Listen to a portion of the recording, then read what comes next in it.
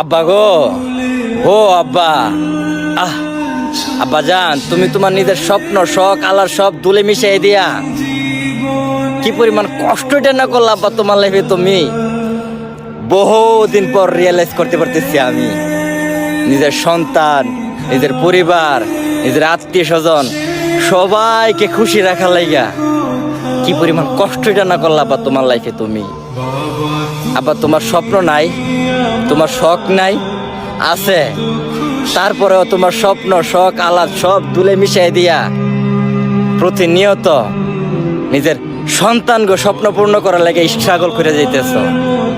আব্বা বাপ মানুষরা কি এরকম ইয়েতে আব্বা?